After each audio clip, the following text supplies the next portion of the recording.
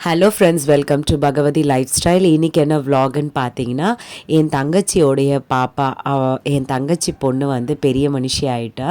So அவங்க வீட்டுக்கு தான் நாங்கள் எல்லாருமே ஒன்றா வந்திருக்கோம்.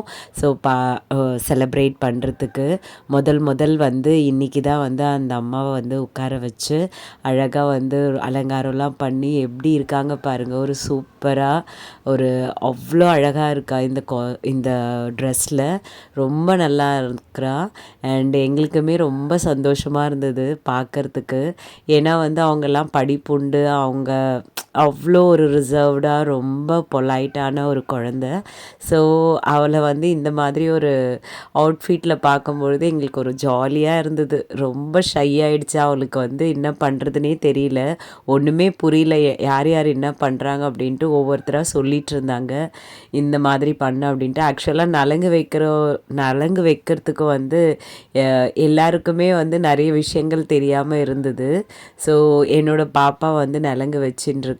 ஸோ அவளுக்குமே ரொம்ப ஆசையாக இருந்தது புதுசாக. ஏன்னா வந்து இதுதான் ஃபஸ்ட் டைம் வந்து அவள் நலங்கு வைக்கிறா முதல். அண்டு ரொம்பவே சந்தோஷமாக இருந்ததுங்க. எவ்வளோ அழகாக இருக்கா பாருங்கள் என்னோடய தங்கச்சி பாப்பா. அவ்வளோ கொள்ள அழகு. ரொம்ப இந்த ட்ரெஸ்ஸில் எனக்கு ரொம்பவே பிடிச்சிருந்தது. ஸோ ஒவ்வொருத்தராக வந்து என் தம்பி குழந்த, இவளும் என் தம்பி பொண்ணு. ஸோ அந்த அம்மாவும் நலங்கு வைக்கிறேன் அப்படின்னு சொல்லிட்டு வந்திருக்காங்க. ஸோ எல்லா குட்டீஸும் ஒட்டு மொத்தமாக சேர்ந்து ரொம்ப என்ஜாயிங்காக இருந்தது. ஏன்னா அவங்க வீட்டில் வந்து இதான் ஃபஸ்ட் டைம் ஒரு நல்ல விஷயம் வந்து இந்த மாதிரி ஒரு செலிப்ரேஷன். என் தங்கச்சிக்கு ஒன்றுமே புரியல. அவள் ரொம்ப நர்வஸாக ஆகிட்டா. இந்த மாதிரி வந்த உடனே கால் பண்ணி எனக்கு சொல்லி ரொம்ப நர்வஸ் ஆகிட்டா. என்ன பண்ணுறதுனே தெரியல. ஏன்னா ஃபஸ்ட் டைம்ன்றதுனால ஒன்றுமே புரியல.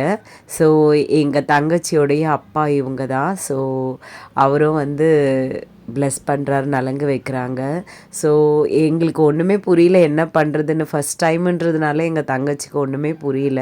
ஸோ அதுக்கப்புறமா ஸ்டடியப் ஆகிட்டு அவள் வந்து இதெல்லாம் வந்து எல்லாத்தையுமே ஒரு சூப்பராக எல்லாத்தையும் செட் பண்ணி எல்லாத்தையும் ஒரு ஆர்கனைஸ் பண்ணி ரொம்ப அழகாக எடுத்துகிட்டு வந்தால் நாங்களே வந்து அப்படியே மெய் சிலிர்த்துட்டோம். ஏன்னா வந்து இந்த மாதிரி ஒரு அரேஞ்ச்மெண்ட்ஸ் எல்லாமே பக்காவாக இருந்தது.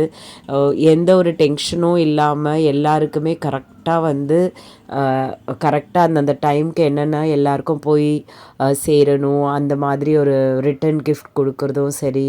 அண்ட் அதுவும் இல்லாமல் டின்னர் அரேஞ்ச்மெண்ட்ஸ் பண்ணாங்க. நானுமே டின்னர் அரேஞ்ச்மெண்ட்ஸ்னால் கொஞ்சம் நம்மளுக்கு ஒரு மாதிரி இதுவாக இருக்கும், மெஸ்ஸி ஆகிடும். சாம்பார் ஊற்றணும், சட்னி ஊற்றணும், அந்த மாதிரிலாம் இருக்கணும்.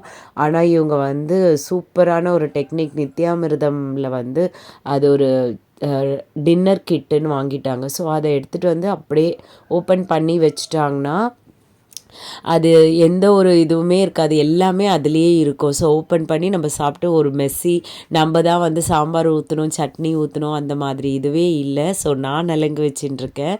ஸோ என்னை எடுக்க சொன்னால் இந்த மாதிரி ஒரு இது ஷார்ட்ஸில் எடுத்துட்டாங்க. ரொம்பவே நல்லா இருந்தது. எனக்கு ரொம்ப பிடிச்சிருந்தது, சந்தோஷமாக இருந்தது ஆக்சுவலாக. ஸோ பார்த்தீங்களா, இந்த மாதிரி ஒரு டின்னர் கிட்டு ரொம்பவே சூப்பராக இருந்ததுங்க. அது வந்து ஈஸியான வேலை கூட. ஸோ நானுமே அப்படி தான் நினச்சேன், நம்ம வீட்டில் வந்து எதனா ஒரு ஃபங்க்ஷன்னா இந்த மாதிரி ஒரு அரேஞ்ச்மெண்ட் பண்ணணும் அப்படின்னு சொல்லிட்டு நாங்கள் ரொம்ப ஹாப்பியாக இருந்தோம். Thank you for வாட்சிங்க.